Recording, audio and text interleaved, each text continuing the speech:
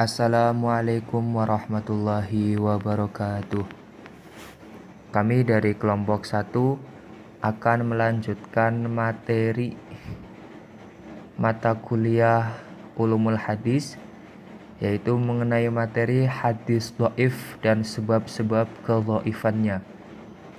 Sebelum kita masuk ke materi, saya akan memperkenalkan anggota dari kelompok 1.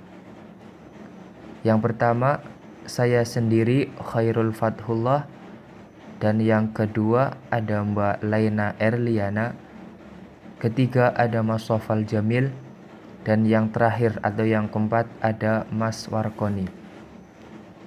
Untuk mempersingkat waktu, marilah kita memulai pembahasan materi mengenai hadis dhaif dan sebab-sebab kedhaifannya. Yang pertama, pengertian hadis dhaif. Hadis dhaif adalah bagian dari hadis mardud. Hadis dhaif ataupun kata dhaif dari segi bahasa memiliki arti lemah dan merupakan lawan daripada kata al-qawiyyu yang memiliki arti kuat.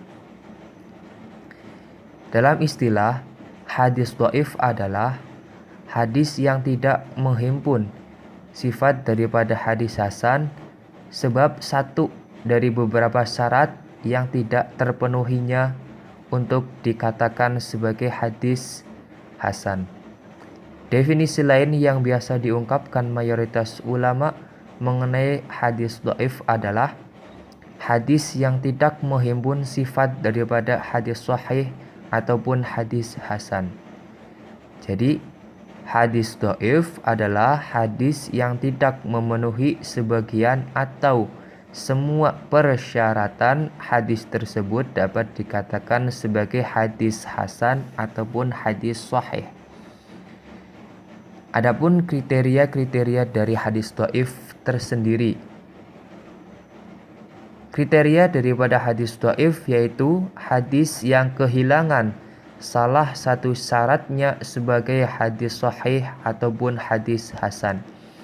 Dengan demikian, hadis dhaif itu bukan tidak memenuhi syarat-syarat hadis sahih, juga tidak memenuhi persyaratan hadis-hadis hasan. Pada hadis dhaif terdapat hal-hal yang menyebabkan lebih besarnya dugaan untuk menetapkan hadis tersebut bukan berasal dari Rasulullah SAW. Adapun sebab-sebab suatu hadis dikatakan dhaif. Di sini ada 3 sebab, yaitu yang pertama sebab karena pengguguran sanad. Yang kedua sebab karena cacatnya keadilan. Dan yang ketiga sebab karena cacat kedhabitan. Dari segi Untuk bahasa penjelasan mursal daripada berasal dari sebab-sebab kata tersebut arsala yursilu nanti akan irsala dijelaskan mursalu oleh dengan pemateri makna yang lain. mutlaku yang artinya Demikian terlepas atau bebas tanpa penjelasan ada dari ikatan. saya. Kurang Hadis lebihnya dinamakan saya mursal mohon karena maaf sanadnya yang ada yang terlepas sebesar-besarnya. atau gugur, yakni di kalangan sahabat atau tabi'in. Istilah hadis mursal menurut beberapa pendapat. 1. Pendapat mayoritas muhadisin, di antaranya Al-Hakim, Ibnu As-Shalah, Ibnu Hajar. Huwa riwayatut tabi'i mutlaqo anin Nabi sallallahu alaihi wasallam. Adalah periwayatan tabi'in secara mutlak, baik senior atau junior dari Nabi. Kedua, pendapat fuqaha usuliyun dan segolongan muhadisin, di antaranya Al-Khatib Al-Baghdadi, Abu Al-Hasan bin Al-Qatan, dan An-Nawawi. Huwa man qata'a isnaduhu fi ayya maudhi'i minas sanadi. Adalah hadis yang terputus isnadnya di mana saja dari sanad. Ketiga, pendapat Al-Baikuni. Huwa ma saqata min sanadi sahabi. Hadis yang gugur dari sanadnya seorang sahabat. 4. Sebagian ahli ilmu berpendapat, huwa riwayatut tabi'il kabiri anin Nabi sallallahu alaihi wasallam, yaitu periwayatan tabi'in senior dari Nabi. 5. Pendapat menurut sebagian ulama muhadisin. huwa ma saqata min akhiri isnadihi man ba'da tabi'i. Hadis yang gugur dari akhir sanadnya orang setelah tabi'in atau sahabat.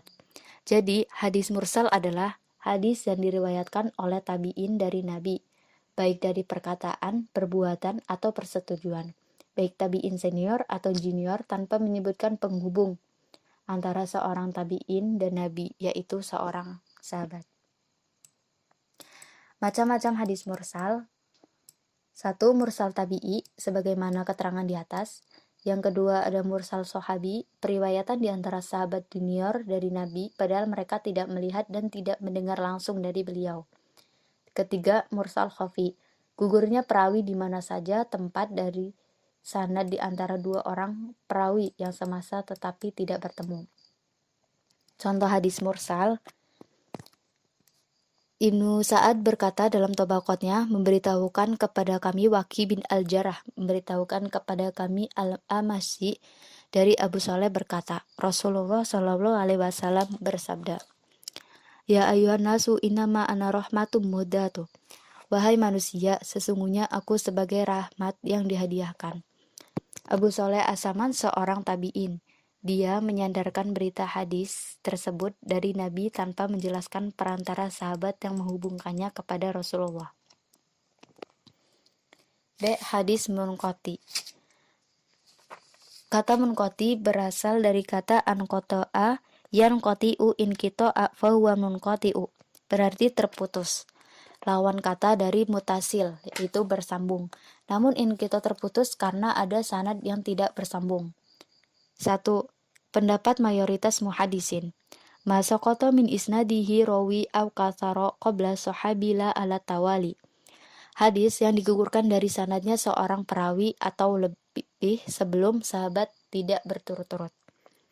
2. Pendapat fuqaha usuliyun dan segolongan muhadisin, di antaranya Al-Khatib Al-Baghdadi dan Ibnu Abdul Bar. Huwa kullu malam yatasil isnaduhu min ayya wajhi kana inqita'uhu. Segala hadis yang tidak bersambung sanadnya di mana saja terputusnya.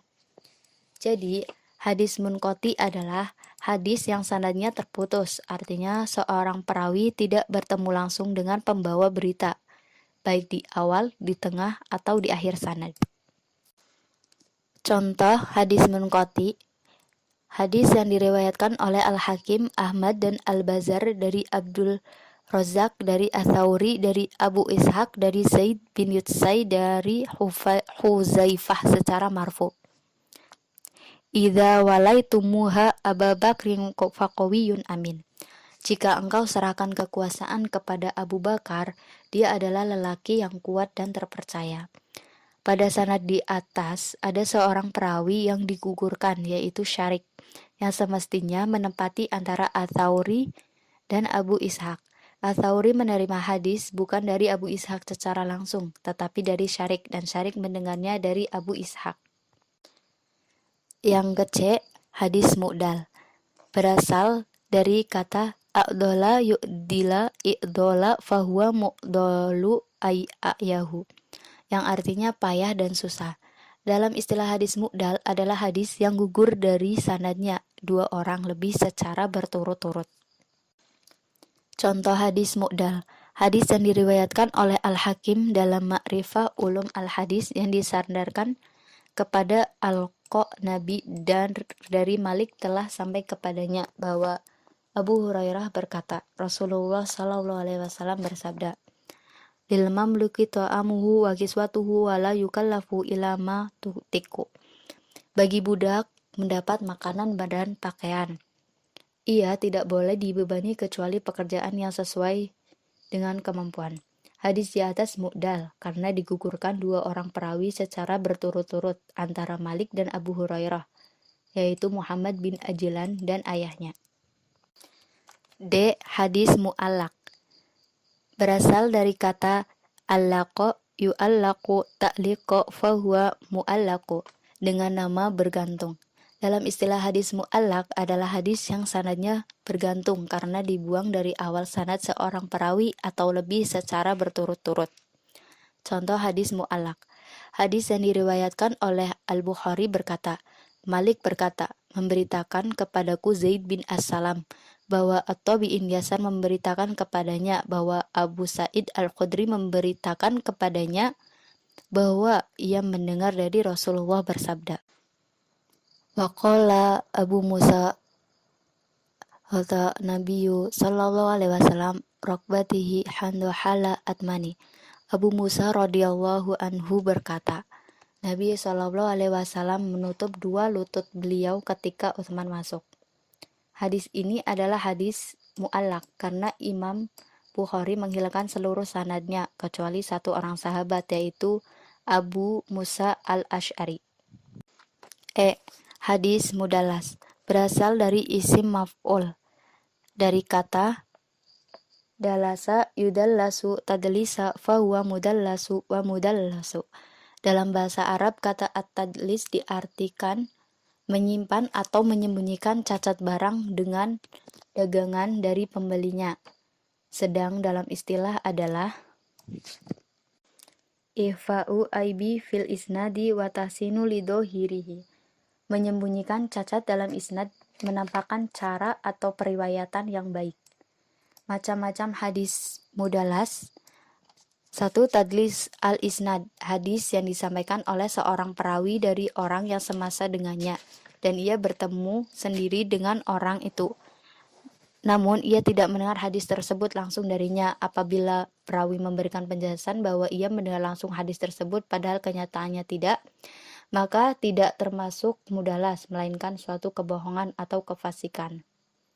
Tadlis yang kedua ada tadlis taswiyah, apabila perawi menggugurkan perawi di atasnya yang bukan gurunya karena dianggap lemah sehingga hadis tersebut hanya diriwayatkan oleh orang-orang yang terpercaya saja agar dapat diterima sebagai hadis sahih. Tadlis taswiyah merupakan jenis tadlis yang paling buruk karena mengandung penipuan atau yang keterlaluan. Tadlis ataf merangkai dengan kata sambung semisal dan, yaitu bila perawi menjelaskan bahwa ia memperoleh hadis dari gurunya dan menyambungnya dengan guru lain padahal ia tidak mendengar hadis tersebut dari guru kedua yang disebutnya. 4. Adli syuhuh, yaitu hadis yang memberikan sifat kepada perawi dengan sifat-sifat yang lebih dari kenyataan atau memberinya nama dengan kunyah atau julukan yang berbeda dengan yang telah masyhur dengan maksud menyamarkan masalahnya. 2. Dhaif sebab cacat keadilan. Hadis matruk. Dari segi bahasa, matruk dari kata taroka yatruku tarka fahuwa mutraku yang artinya tertinggal. Dalam istilah adalah huwa man farada bihi ruwatuhum bil kadibi limukhalafati haitihil qawaida ma'lumati walam yura wa illa min jihatihi. Hadis matruk adalah hadis yang para rawinya secara individu melakukan kebohongan agar hadis itu bertentangan dengan kaidah-kaidah yang telah diketahui dan tidaklah diriwayatkan kecuali berasal dari dirinya rawi itu sendiri. Contoh hadis matruk. Juabir ibnu Sa'id al-Azdi anidhahaki an abnu abasa anin nabi sallallahu alaihi wasallam alaikum bistinahil bil ma'rufi fa innahu yamna'u musarra usawi wa alaikum bisudaqatis sirri fa innahum tutafi'u hadaballahi azza wa jallu. Zubair bin Said al-Azdi dari Dahak dari Ibnu Abbas dari Nabi sallallahu alaihi wasallam, beliau bersabda, hendaklah kalian berbuat ma'ruf karena ia dapat menolak kematian yang buruk. Dan hendaklah kamu bersedekah secara tersembunyi, karena sedekah tersembunyi akan memadamkan murka Allah Subhanahu wa Ta'ala. Di dalam sanad ini terdapat rawi yang bernama Juabir bin Said al-Azdi, An-Nasai, Daruqutni, dan lain-lain mengatakan bahwa hadisnya ditinggalkan atau matruk. Ibnu Ma'in berkata, ia tidak apa-apanya. Menurutnya Ibnu Ma'in ungkapan atau tidak ada apa-apanya ini berarti ia tertuduh berdusta. ada hadis majhul, berasal dari kata jahila yajhalu jahlan fahuwa majhulun, yang artinya tidak diketahui, antonim dari kata maklum, yaitu dimaklumi atau diketahui. Dalam istilah adalah huwa man lam tu'raf ainuhu aw sifatuhu, seorang perawi yang tidak dikenal jati diri dan identitasnya.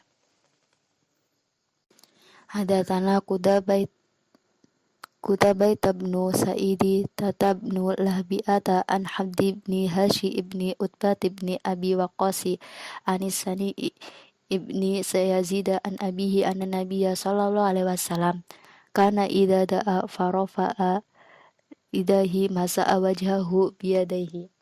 Qutbah bin Sa'id menceritakan kepada Nabi. Ibnu Luhai'ah menceritakan kepada kami dari Hafs bin Hashim bin Utbah bin Abu Waqqas dari Sa'ib bin Yazid dari ayahnya Yazid bin Sa'id al-Kindi radhiyallahu an, bahwa Nabi Shallallahu alaihi wasallam apabila berdoa beliau mengangkat kedua tangannya lalu menwajahnya dengan kedua tangannya. Hafzan bin Hashim termasuk majhul ain sebagaimana telah dijelaskan di muka. Yang kedua majhul al-hal. Majhul al-hal adalah periwayatan seseorang diambil dari dua orang atau lebih, tetapi tidak ada yang thiqah, atau diartikan tidak ada yang menukil tentang jar atau cacat dan takdilnya atau menilai adil. Contoh, Syariki anil Qasim ibni Walidi an ba'di qaumihi an Atiyah radhiyallahu anhu rojama lautina. Syarik dari Al-Qasim bin Al-Walid dari Yazid Arah bin Mazkur bahwasanya Ali merajam orang homoseksual. Yazid bin Mazkur majhul sebagaimana telah disebutkan di muka. C. Hadis mubham. Menurut bahasa adalah samar tidak jelas. Secara istilah adalah huwa rawi alladhi lam yalsama fi sanadi awil matani. Seorang perawi tidak disebutkan namanya, baik dalam sanad atau dalam matan. Contoh hadis. Ana rajula sallallahu sallallahu alaihi wasallam ayal isami khair qala ta'amil ta'ami wa taqra assalam alayya min aqrati wa milam ta'rufi matku alaih. Bahwa seorang laki-laki telah bertanya kepada Rasulullah sallallahu alaihi wasallam. Katanya, perbuatan Islam manakah yang paling baik? Jawab Nabi, ialah kamu merangsung makanan dan memberi salam kepada orang yang telah kamu kenal dan yang belum kamu kenal. Riwayat Bukhari Muslim. Menurut penyelidikan, As-Suyuti bahwa orang laki-laki yang bertanya kepada Rasulullah itu adalah Abu Dzar radhiyallahu. Ya, terima kasih. Saya di sini akan melanjutkan materi selanjutnya, yaitu dhaif sebab cacat kedhaifan. Yang pertama, hadis mungkar. Hadis mungkar berasal dari kata angkar, yankar, angkar, au mungkar, atau yang artinya menolak, tidak menerima, lawan dari kata ikrar, atau mengakui dan menerima. Secara istilah adalah huwal hadisul ladzi yang faridu biri wa yatihir rawi dhaif au ma yukhalifu bihi man huwa aqwa min, yang artinya adalah hadis yang diriwayatkan oleh seorang diri periwayat yang dhaif, atau hadis itu bertentangan dengan periwayat yang lebih kuat. Contohnya, hadis yang dikeluarkan oleh At-Tirmidzi di dalam Jami nomor 3386 dengan jalan dari Hammad, yang artinya telah menceritakan kepada kami Hammad bin Isa al-Juhani dari Handalah bin Abu Sufyan al-Juhmahmi, dari Salim bin Abdullah dari ayahnya, dari Umar bin Khattab radhiyallahu anhu. Ia berkata, Rasulullah sallallahu alaihi wasallam apabila mengangkat kedua tangannya dalam berdoa, tidak menurunkannya sehingga mengusap wajah beliau dengan kedua tangannya. Setelah mengeluarkan hadis ini, At-Tirmidzi berkata, ini hadis gharib. Aku tidak menjumpai kecuali dari jalan Ahmad bin Isa dan ia meriwayatkan seorang diri. Berikutnya hadis mu'alan. Berasal dari kata alal ya'al ta'ala bahwa ma'al. Berasal dari kata illah yang diartikan al-marad atau penyakit. Secara istilah adalah wal hadisul ladzi li'afihi alal ilaqi taqada'u fihi sihatihi ma'an tahir assalamatu minha, yaitu hadis yang di dalamnya terungkap adanya cacat sehingga menyebabkan rusak kesohihannya. Padahal secara zahir hadis itu terbebas dari cacat tersebut. Contoh hadis mu'alan yaitu hadis yang diriwayatkan oleh Ibnu Qutaibah bin Sa'id telah menceritakan kepada kami Abdus Salam bin Harb al-Mala'i dari Al-Amasi. Dari Anas ia berkata, apabila Rasulullah Shallallahu Alaihi Wasallam hendak membuang air, maka beliau tidak membuka atau mengangkat pakaiannya sehingga berada di tempat yang tersembunyi.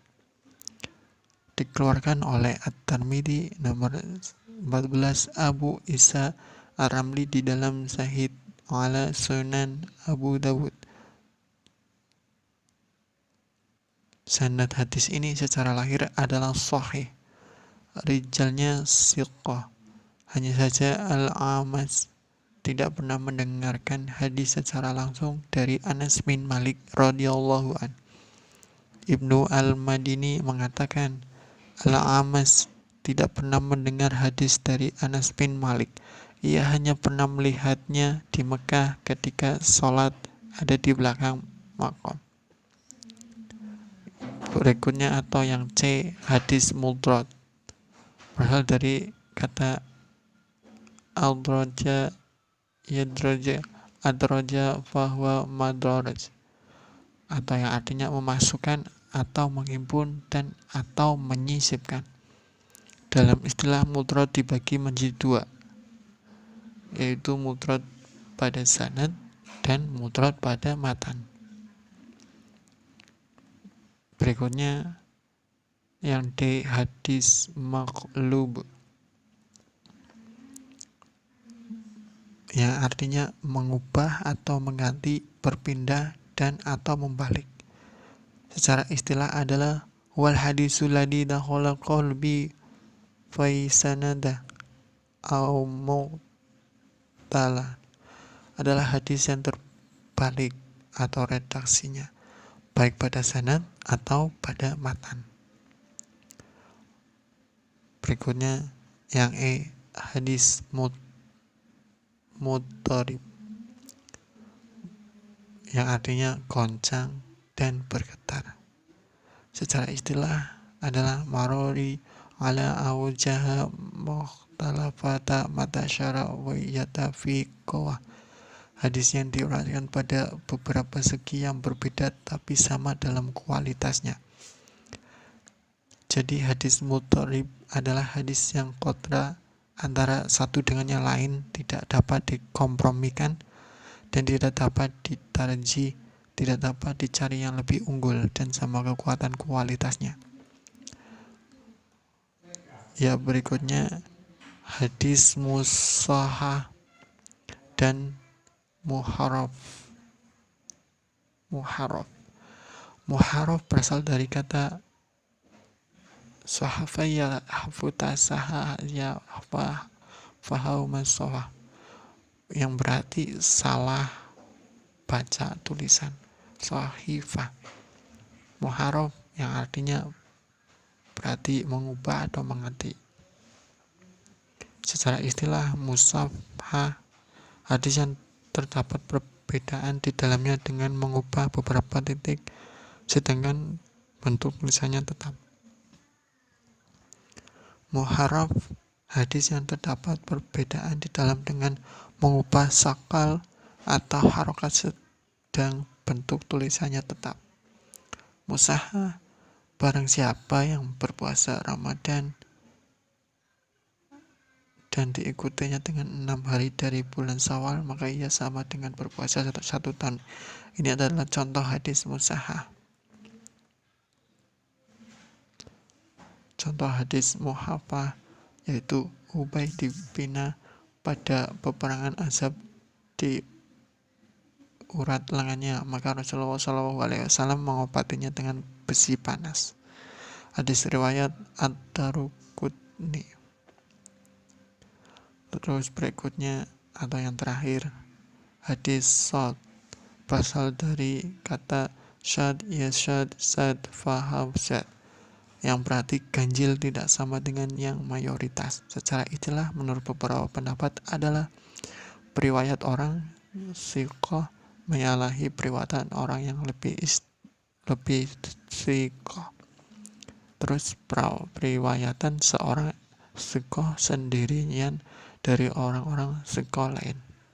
Periwayatan seorang perawi secara sendirian, baik ia siqah atau tidak, baik ia menyalahi periwayatan yang lain atau tidak. Jadi hadis shad adalah hadis yang ganjil karena hanya dia sendiri yang meriwayatkannya atau periwayatannya menyalahi periwayatan orang siqah atau yang lebih siqah, dan yang terakhir ini pendapat yang sahih. Ya, terima kasih. Pembahasan sudah semuanya dibahas. Terima kasih atas waktunya. Akan dilanjutkan sesi pertanyaan.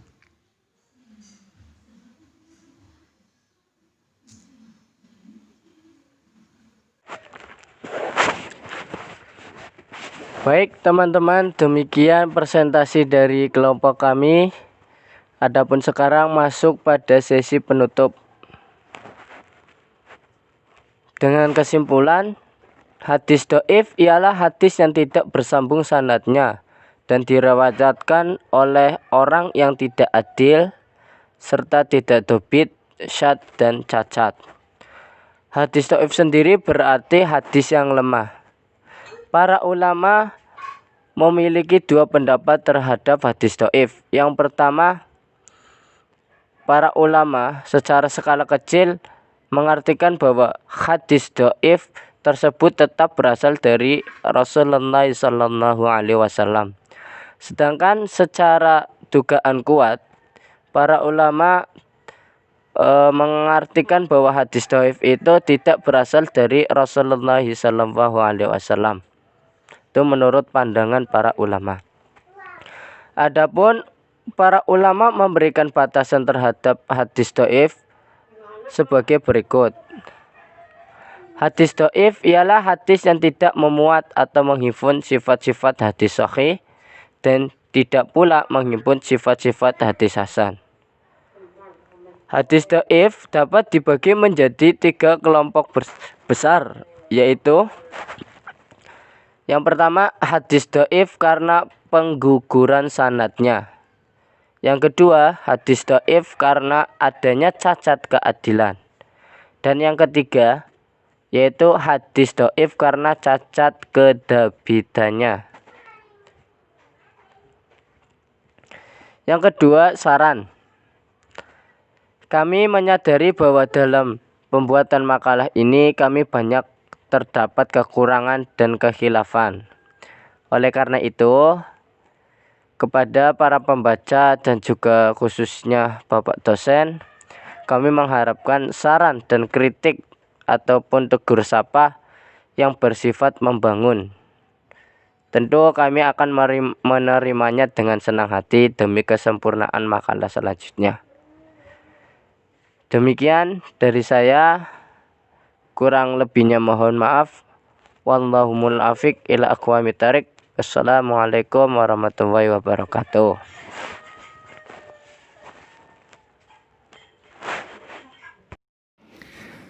Demikianlah presentasi dari kelompok kami. Kami mohon maaf apabila di dalam menyampaikan materi mengenai hadis dhaif dan sebab-sebab kedhaifannya kelompok kami memiliki banyak kekurangan. Akhirul kalam, ihdinas siratal mustaqim. Tsummassalam, wassalamualaikum warahmatullahi wabarakatuh.